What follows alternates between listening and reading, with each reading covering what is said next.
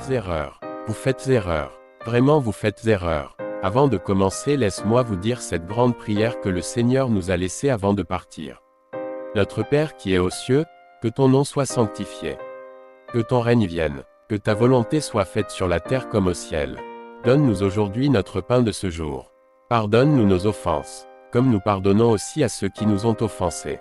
Ne nous soumets pas à la tentation mais délivre-nous du malin. Car c'est à toi qu'appartiennent les règnes, la puissance et la gloire pour le siècle des siècles. Amen. Je crois bien vous dire ceci. Ils ont fait erreur. Ou mieux encore, je dirais parfois vous avez aussi fait erreur. La seule différence qui existe entre la Bible et les grimoires de la magie ou du mystique, est que dans leurs livres diaboliques, l'esprit maléfique est emprisonné dedans. Ils ont voulu utiliser la Bible comme les grimoires. Ils ont fait erreur. Ils ont cru qu'en apprenant en profondeur les Écritures, cela que tu vivras les miracles des Écritures. Là aussi ils ont fait erreur.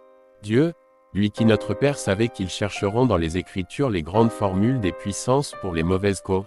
C'est pourquoi il a pris les Écritures, il les a séparées de la vie, pour accomplir cette prophétie qui a été dite par le prophète Joël.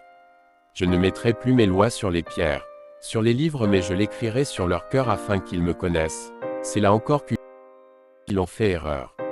Le secret de la puissance de Dieu n'est pas dans les Écritures, car le Seigneur Jésus ne nous a pas laissés sous la garde de la Bible ou des Écritures. Mais voici ce qui est écrit dans le livre de Jean chapitre 14 au verset 26, le Saint-Esprit vous enseignera de toutes choses. Le Saint-Esprit est vivant. Il enseigne jusqu'à présent les enfants de Dieu, afin de distinguer ceux qui ont lu la parole pour les fins de ce monde et ceux que le Seigneur Jésus a agréés.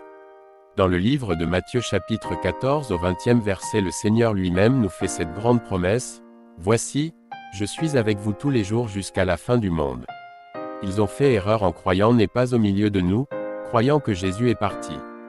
Non, il est là. Le Saint-Esprit est là. C'est le Seigneur Jésus lui-même qui appelle au ministère, pas un autre. Et c'est le Saint-Esprit qui enseigne ses oints et qui confirme la parole de leur prédication par des signes et les prodiges. Croyez en Jésus et vous aurez la vie. Craignez le Seigneur et il vous sauvera de ce monde perdu. Il vous guérira de toutes vos maladies. Il vous sauvera de la faim et de toute souffrance de ce monde. Et confiance en lui. Ce n'est pas de la magie. Jésus est vivant. Les Écritures de la Bible sans Jésus c'est la mort. Alors crois en Jésus et donne vie aux Écritures et tu ne feras pas erreur.